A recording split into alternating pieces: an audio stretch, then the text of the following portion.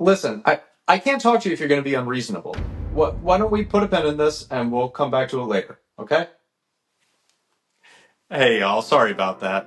So, you may not be aware, but in August of last year, the Healy administration passed the Affordable Homes Act, which is a $5 billion law designed to bring more affordable housing to the state and changes a lot of rules surrounding housing.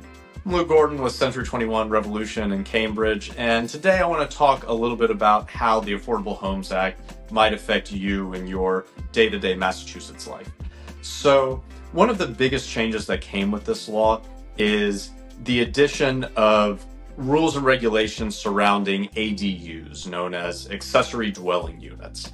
And basically, what the law did is it made it easier for you to have an ADU on your property. Now, because of this law, by right, if you're in single family zoning, you can add an ADU under 900 square feet to your property.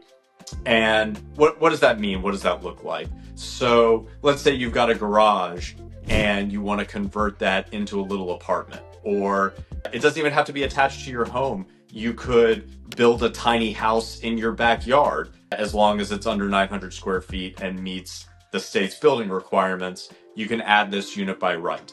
And once you've built it, so you could have an elderly relative move into that if you were going to take care of them. Let's say you've got a kid who graduated college, housing's expensive, you build this ADU, they can move back in with you at your home.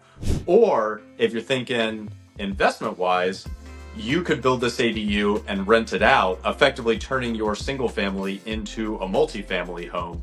And so you could rent it out while you're living there, or you could move into a new home and now you've got 2 units that you can rent out on this property as a result of this law.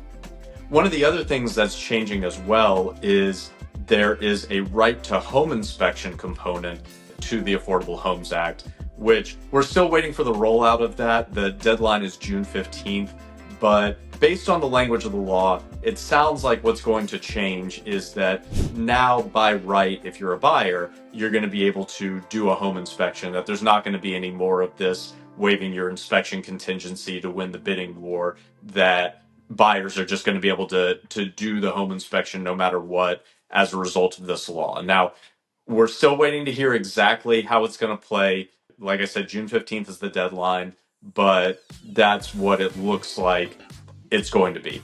If you have questions about any of these, please feel free to reach out. I'd love to have a consultation and figure out how you can make the best use of these new changes. I look forward to talking to you soon.